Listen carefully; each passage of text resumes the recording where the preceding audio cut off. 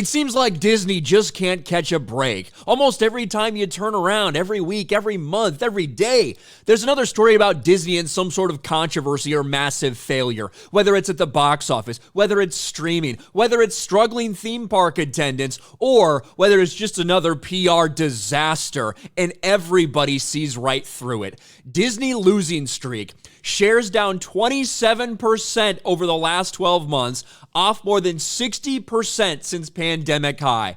Yes, since Disney tried to lie to everybody basically and told them what a big success Disney Plus was going to be, man, if you invested during that time period, you are hurting right now because Disney stock is at a nearly decade low. And in this article, they discussed they're worried that it might fall under $80 a share. Well, it already did. Yesterday, very briefly, just for a couple minutes, it fell under $80 a share. Now it's back up to 80, 81, but still lowest they've seen in over 9 years at Disney. And maybe more interesting than anything else, Bob Iger, this guy who was once praised and heralded, he is public enemy number one, not just for the Hollywood writers and actors in terms of the strike, but also with all this stuff that's coming out about what he did during Bob Chapek's tenure.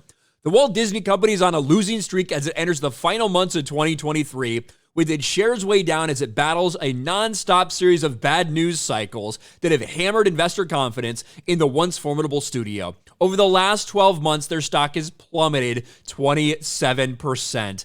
Disney shares are down nearly 9% for the year and off 28% from the high of February. Going back further, Disney's down 60% from the pandemic era high of $200, which was reached in March of 2021. And pretty much any investment firm that's out there is slashing their target price for Disney. They're downgrading the stock. The consumer confidence is way down in their ability to fix this. Any way you cut it, Disney stock is in the dumps and investors are unhappy. Not to mention the multiple lawsuits that have been filed against Disney for misleading their investors. They got 3 separate lawsuits right now, all related to misleading the investors. And their lawsuit isn't going very well. You know, the one they filed against the state of Florida after Florida was just so mean to them.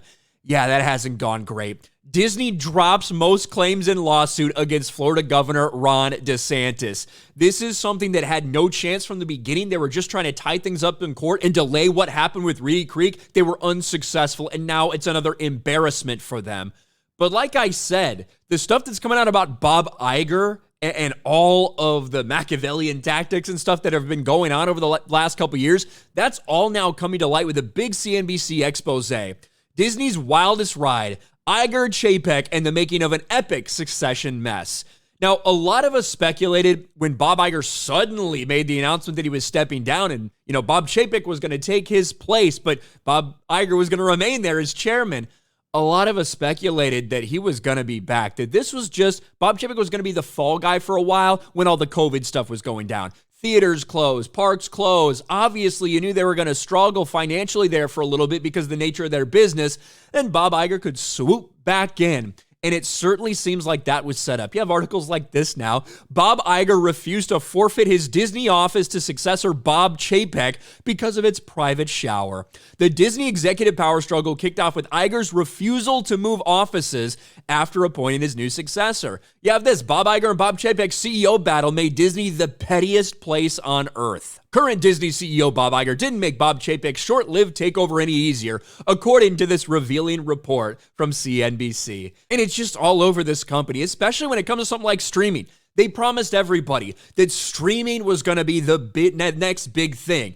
But they've lost 18 million subscribers in the past 12 months on Disney. They're losing at least $500 million to $1 billion each and every quarter on streaming. And now look at how fucking desperate they are to try to get people to watch Ahsoka, Little Mermaid, whatever. $1.99. They're almost giving this streaming service away. $1.99 per month for 3 months of Disney Plus. And we'll see if that has any takers. We'll see if anybody signs up for that, for them to desperately try to boost that subscriber count. Everywhere you look, Disney's failing. They can't hide it anymore. They were hiding it during the pandemic. They made all these promises. Oh, look at this huge sub growth that's kind of fake on Disney Plus, even though the revenue was shit. And now all of that is coming back to bite them in the ass. Across the board, Disney is struggling and investors are panicking.